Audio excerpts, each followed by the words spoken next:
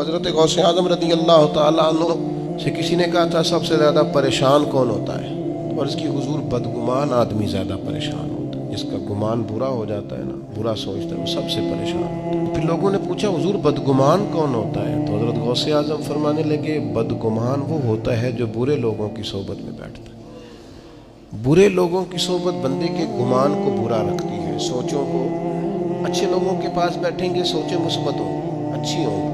پھر حضرت غوث اعظم رضی اللہ تعالیٰ عنہ سے لوگوں نے پوچھا حضور عالم کون ہوتا ہے؟ تو فرمانے لگے جو اللہ رسول کی فرما برداری کرے۔ جاہل کون ہوتا ہے؟ فرمایا جو رب رسول کی نافرمانی کرے۔ زیادہ باتیں کرنے، زیادہ لمبی تقریریں کرنے والا عالم، فرما بردار ہو تو عالم۔ پھر حضرت غوث اعظم رضی اللہ تعالیٰ عنہ سے کسی نے کہا حضور تنگ دستی کس بندے پر آتی ہے؟ چلتے چلتے کاروبار ٹھنڈے ہو جاتے ہیں، بہت زیادہ مال ہوتا ہے، پھر انسان محتاجی میں آ جاتا ہے، محتاجی کس پر آتی ہے؟ تو حضور غوث اعظم فرمانے لگے جس کو تنہا کھانے کی عادت پڑے وہ محتاج ہوتا ہے، اور جو بانٹ کر کھاتا رہے اللہ تعالیٰ اس کے رزق میں وسعت پیدا فرما دیتا۔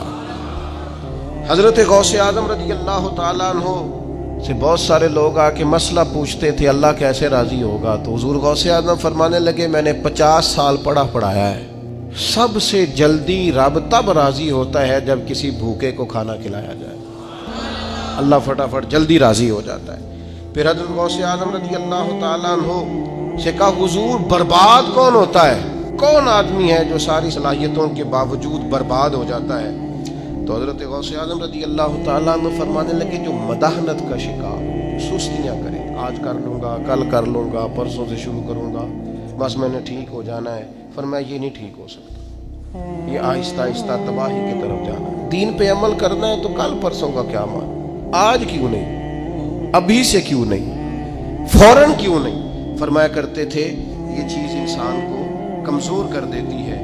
پھر حضرت غوث اعظم رضی اللہ تعالیٰ عنہ سے کسی نے کہا کہ حضور انسان ٹھیک کیسے چل سکتا ہے؟ ڈپریشن بھی نہ ہو، انزائٹی بھی نہ ہو، سفر بھی ٹھیک کرے، مطمئن وقت گزارے۔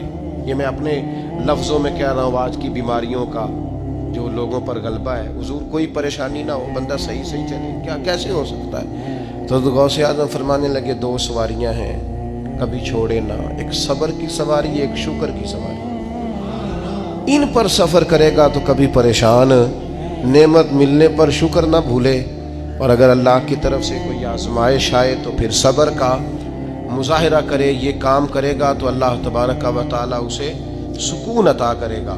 حضرت غوث اعظم رضی اللہ تعالیٰ عنہ سے ایک شخص نے پوچھا تھا حضور میں چاہتا ہوں اللہ تعالیٰ میرے دل کو قرار عطا کرے۔ تو بڑی کمال بات ہے، کئی چیزیں پہلے بھی پڑھی تھیں لیکن یہ میں نے پہلی دفعہ پڑھا الفتح الربانی سے۔ حضور کون سی چیز ہے جو دل کو پورا سکون دے؟ حضرت غوث اعظم فرمانے لگے اپنے ذاتی دشمنوں کے لیے ہدایت کی دعا مانگا کر، اللہ تیرے دل کو سکون عطا فرمائے گا۔